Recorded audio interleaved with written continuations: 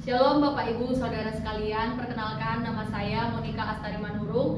Saya mahasiswi dari STTP Pantekosta Sumut Aceh dan saya berasal dari kelas Hybrid Medan. Hari ini firman Tuhan yang datang kepada kita adalah bertemakan rapuh tapi berharga. Kita mau belajar dari kata rapuh tapi berharga. Apa yang dimaksud dengan keadaan rapuh tapi tetap berharga? Kita baca di 2 Korintus 4 ayatnya yang ke-7.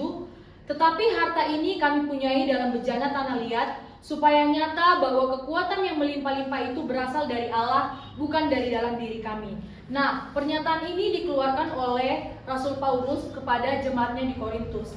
Terkadang kita sebagai hamba-hamba Tuhan, sebagai pelayan Tuhan bertanya atau berharap, bagaimana kalau gereja saya kondisinya maunya seperti zaman dahulu? Maunya kondisi dari jemaat-jemaat saya adalah seperti jemaat pada zaman dahulu. Padahal kita tahu justru dari zaman dahulu sudah ada masalah di tengah-tengah jemaat. Nah, kita mau lihat di dalam 1 Korintus dan 2 Korintus apa saja masalah yang terjadi di tengah-tengah jemaat Korintus.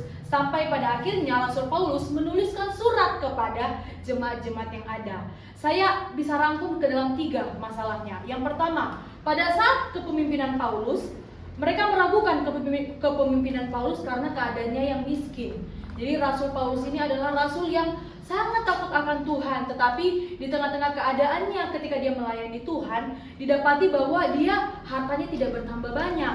Sehingga banyak jemaat yang mulai akhirnya meragukan bagaimana sosok kepemimpinan Paulus ini. Yang kedua, Rasul Paulus ini setia menderita. Sedangkan jemaat berpikir bahwasanya seharusnya dia tidak menderita lagi karena Tuhan yang dia sembah, karena Tuhan yang selalu diberitakan adalah Tuhan yang hidup. Mengapa Rasul Paulus ini hidup dalam penderitaan? Dan yang ketiga, dia tidak pandai bicara atau dia punya kelemahan.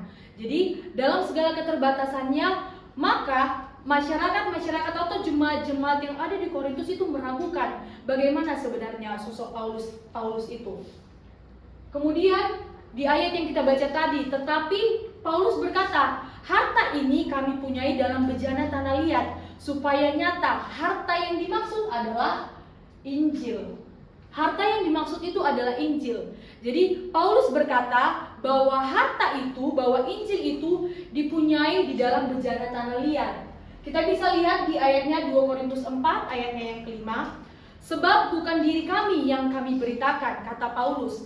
Kami di sini dimaksud adalah Paulus dan Titus. Kita bisa baca di ayat yang di pasal yang sebelumnya. Tetapi Yesus Kristus sebagai Tuhan dan diri kami sebagai hamba-Mu karena kehendak Yesus. Jadi di sini Rasul Paulus menjelaskan dan dia menegaskan kembali bahwa bukan diri kamilah yang kami beritakan, tetapi Yesus sebagai Kristus Tuhan. Jadi bukan kemegahan diri kami, bukan karena kebolehan kami, bukan karena kami bisa, tetapi karena Yesus sebagai Tuhan dan kami sebagai hamba karena kehendak Yesus. Kemudian kita ada pertanyaan yang kemudian bisa timbul. Mengapa harta rohani disimpan di dalam bejana tanah? Nah, kalau Bapak dan Ibu dipercayakan sesuatu, misalnya kita tahu di tengah-tengah kota Medan ini mungkin daerah yang paling berbahaya adalah Sambu. Ya, kita bisa lihat bahwa banyak pencuri boleh terjadi. Coba kalau kita dipercayakan sesuatu, misalnya kita membawa emas atau membawa barang yang berharga atau uang. Apakah kita bawa itu di dalam kotak? Seandainya kita bawa ke dalam kotak yang kardus, berasal dari kardus, atau ke dalam kotak yang dari besi atau brankas. Tentu saja secara pemikiran manusia, kita akan menempatkan harta yang paling berharga di tempat yang terbaik, di tempat yang paling kuat. Tetapi kenapa di sini justru dikatakan bahwa harta rohani disimpan di dalam bejana tanah?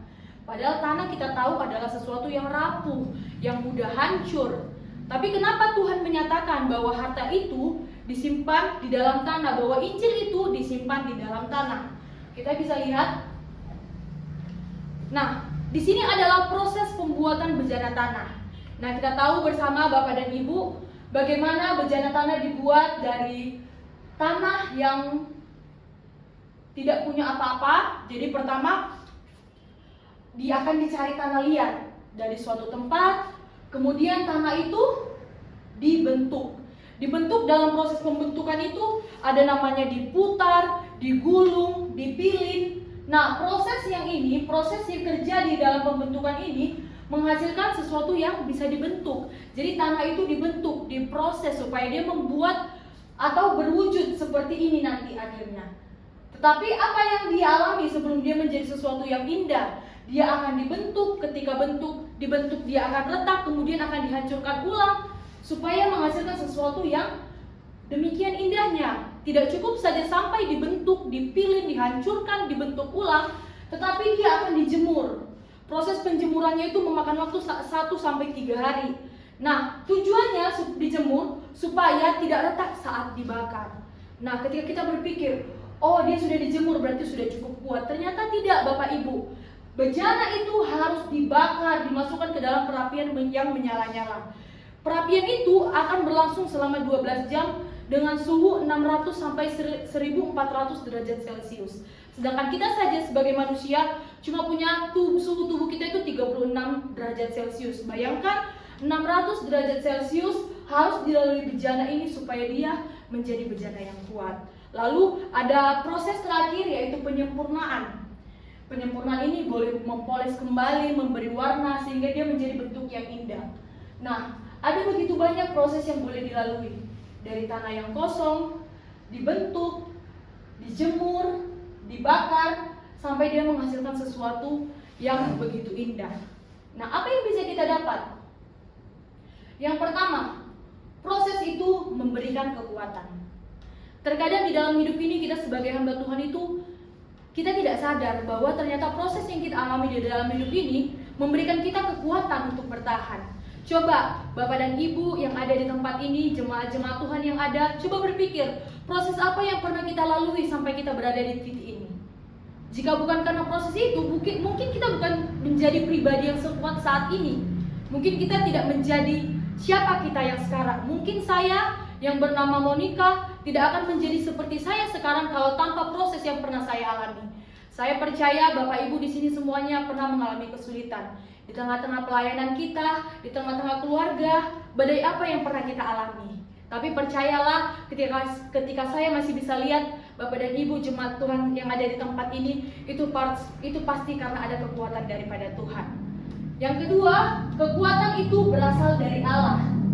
Kekuatan itu berasal dari Allah. Tadi dikatakan di ayat 1 Korintus 4 ayat yang ke-7 tadi, supaya nyata bahwa kekuatan yang melimpah-limpah itu berasal dari Allah, bukan dari dalam diri kami, kata Rasul Paulus. Saya percaya juga apa yang kita alami sekarang, kekuatan yang boleh kita punya itu bukan karena kebolehan kita, tetapi karena kekuatan yang berasal daripada Allah.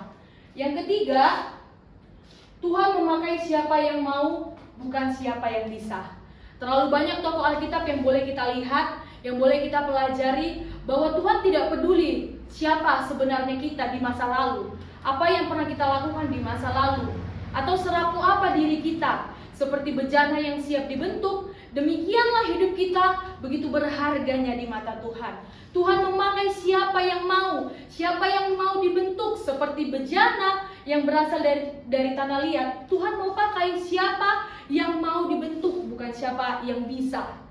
Sekali lagi, Tuhan memakai siapa yang mau, bukan siapa yang bisa.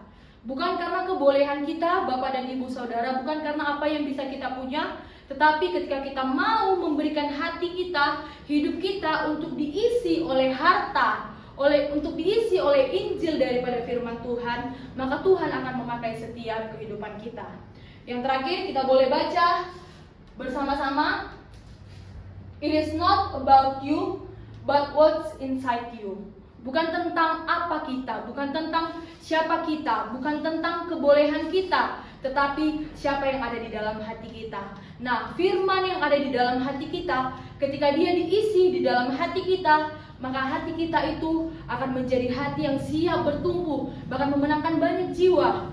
Sekali lagi Tuhan berkata, bukan tentang siapa kita, bukan tentang asal kita dari mana, bukan tentang dosa kita di masa lalu, tetapi pelayanan itu ketika firman Tuhan, ketika Injilnya sudah tertanam di dalam hati kita, maka itulah tempat yang terbaik yang Tuhan sudah berikan. Nah, pertanyaannya, bagaimana respon kita saat hari ini? Apakah ketika firman itu diberikan Tuhan di dalam hati kita, kita menjadikannya tidak berbuah, atau kita biarkan saja?